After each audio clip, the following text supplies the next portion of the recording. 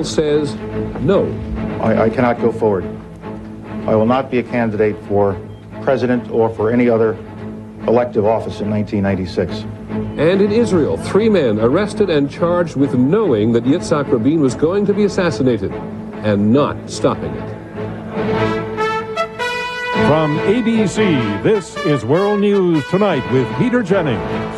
Good evening. When Colin Powell said today that he was not going to run for the presidency, there was an enormous sigh of relief from all the other candidates, for he was clearly going to have a major impact on the race, and now they won't have the general to kick them around anymore. General Powell, living up to his reputation for caution, announced this afternoon that he is not prepared to make the sacrifices that a presidential campaign requires.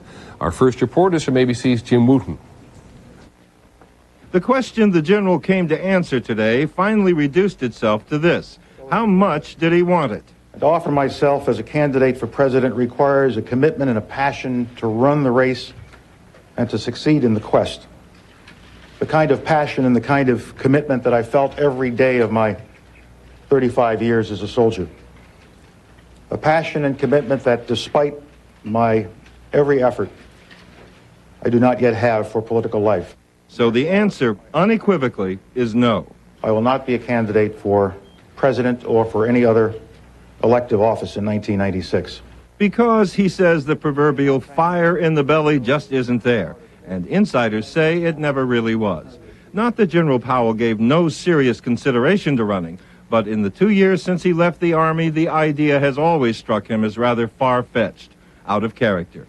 I know my decision will disappoint many who have supported me. I thank them once again from the bottom of my heart, and I ask for their understanding.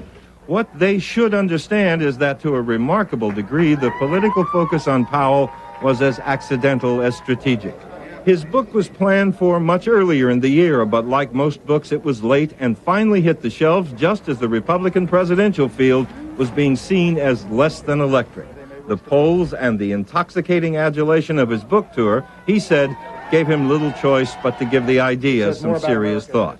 And he thought about race. In one generation, we have moved from denying a black man service at a lunch counter to elevating one to the highest military office in the nation and to being a serious contender for the presidency.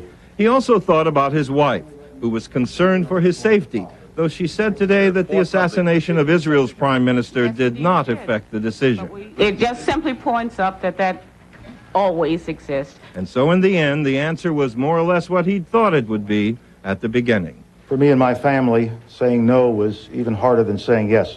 Still, one reporter couldn't resist asking about the year 2000. I am not now starting this all over again, I can assure you.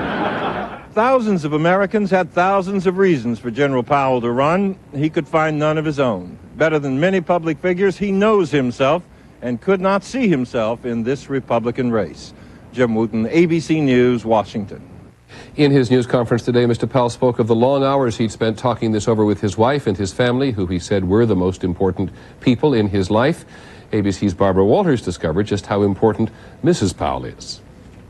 Marry high, marry high. And with Alma, I hit the heights. It is no secret that Colin Powell is utterly devoted to his wife.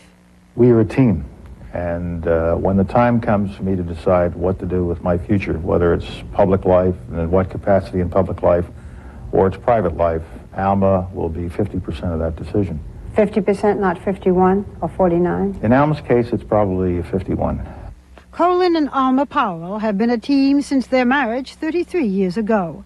On the surface, a calm and reserved woman, she has had the inward strength to hold her family together through her husband's many absences, including 2 tours in Vietnam, and through the various moves and changes in her husband's career.